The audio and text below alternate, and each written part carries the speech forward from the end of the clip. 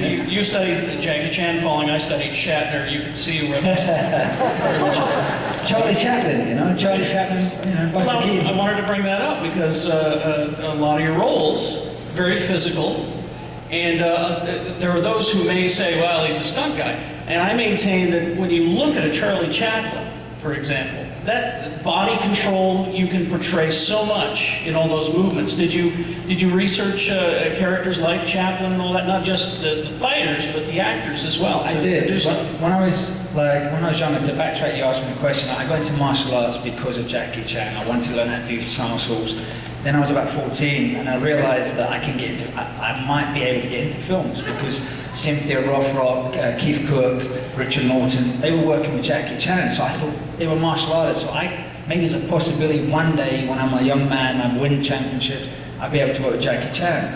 And around about 15, the gymnastics school that I joined up at, they asked me to play Charlie Chaplin for their Gym Strada. And we went to Berlin, we did the whole Gym Strada, where teams from clubs from all around the world would get together in this big festival and do a performance of, it doesn't necessarily have to be gymnastics, but what we did was gymnastics, rhythmic gymnastics and martial arts. So I incorporate my gymnastics and martial arts to play Charlie Chaplin.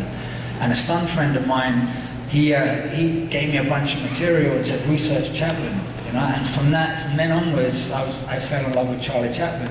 And I think to this day it's actually helped in things I do to now, like playing Snake Eyes and Darth Maul. I was just so amazed that someone was so talented, and when I found that, you know, Charlie Chaplin could do gymnastics and could do things like that, I was just blown away.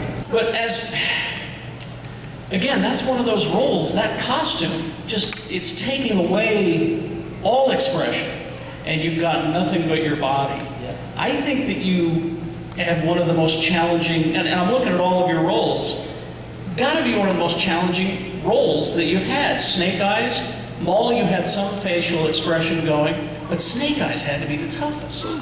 Yeah, it was, Snake Eyes was the first role that I got to be in that type of costume the way it is, and I really have a lot of respect for the guys who play Power Rangers now. They're coming up later, you can thank them. You know, like when I see anyone in heavy prosthetics or heavy costume and they have to do their thing, I really have a high respect, because on the first G.I. Joe movie, I was worried that I had a meniscus tear on my knee and I was recovering from that. I couldn't bust out moves that I knew I would be able to. I could for a one-off deal, and I could do it for the time when my adrenaline was running, but the next day I'd be limping and be sore. So I was scared that I wouldn't be able to perform in the best way I could. And so it was good to be in the suit. And then a little panic inside of me, because I was like, am I going to get fired? Are they going to go, Ray's rubbish, you know, he's no good. And putting it on and having everything so tight to my face and not being able to see and breathe because it was really tight, and it was like a big rubber suit. And it helped in some areas, and in other areas, if I let the bad side get to me, then it would overpower me. And so I used everything that was alien to me to work for me. And a friend, one of the stunt guys, he was one of the Power Rangers, and I just asked for his advice, and he goes, you just get used to it, you deal with it. And it is. So I just, by the end of the shoot, I was used to being Snake Eyes, and everything that was different, I used for me. And then for the second movie, I made sure I wore 30-pound weight vests. I was wearing weights on my legs, weights on my ankles, bands, rubber bands here, rubber bands, wearing my motorcycle helmet, you know, and I was wearing a gas mask, an elevation mask.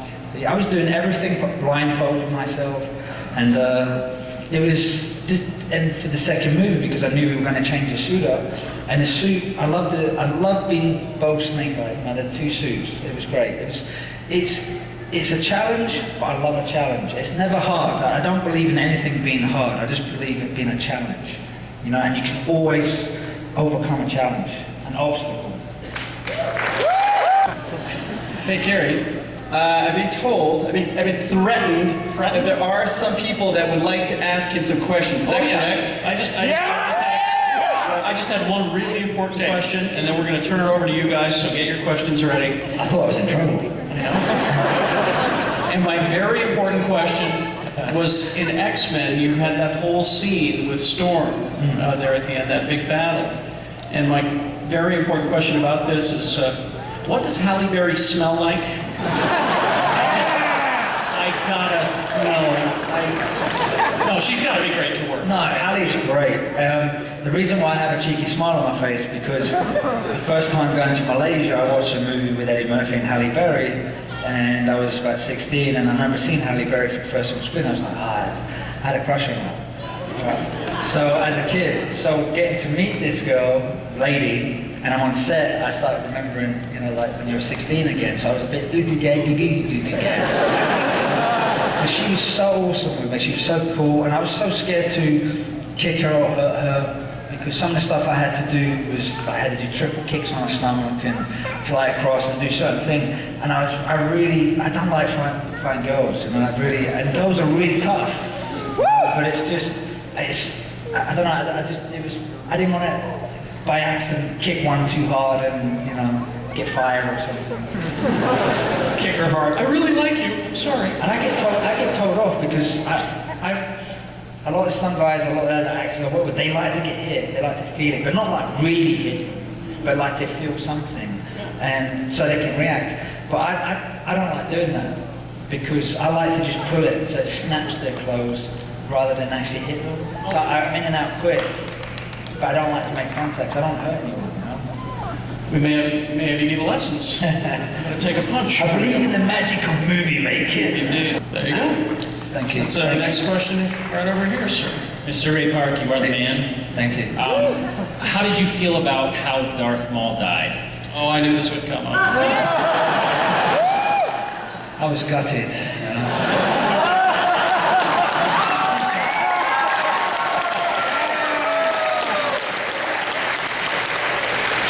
Didn't seem right, did it? Didn't seem fair. Well, it was because one of the reasons was, and I knew Darth Maul was never coming back in it because I knew what was happening in episode 2 and 3. So my idea, and the stunt guy's idea was have my head chopped off. And originally, I would have I force palm Obi-Wan and he force backwards and I would walk off and walk over and do the whole thing. But originally, we get into this thing and I drop my lightsaber and I grab him and I throw him over and then I hang him over the edge and then I get my lightsaber and I'm about to chop his head off and then instead he gets his lightsaber and chops my head off. And George thought it was too gruesome. Because I thought if I'm going to go out, I'm going out because I'm not coming back. And then Nick Gillard, the stunt coordinator, said, but Ray, hold on a minute. They chop your head off and they decide to bring you back. They can't bring you back. So the stunt team had this funny idea of when Darth Maul's cut in half, he gets saved by the Emperor down below. And he has a hoverboard, okay? And he uses his double-ended lightsaber like a canoe stick. And it's a sub-story called The Quest for Legs. And his whole motivation is Obi-Wan Kenobi. He just wants to find his legs first and then he's going to get Obi-Wan. Can I just say something? Sure. You know what the great thing, I'll tell you something. When I was a kid, I never told anyone I was into Bruce Lee and Jackie Chan. One, someone might, in London, if you just looked at someone the wrong way on a bus, they're going to beat you up, right? Or you just catch someone's eye, they're beating you up. And it's really silly, it's people like that. So I had to grow up around people like that. And so I think the stare and the Darth Maul stare helped because my dad, if you just have an empty stare, no one's going to mess with you. I don't know what I'm doing. And so what it was at school, even to mention I was into Jackie Chan, was a fear of getting beaten up as well. You were kind of a geek. Yeah, I was into stuff, but then when you find out there's other friends in your classroom, I became friends with people I wouldn't think I would become friends with because we were into Jackie Chan, Bruce Lee, and Star Wars. And you know what's great about shows like this, and everyone come together, you can express your ideas, you can talk about stuff, you can be yourself, and it's great. I think it's awesome. Absolutely. Yeah!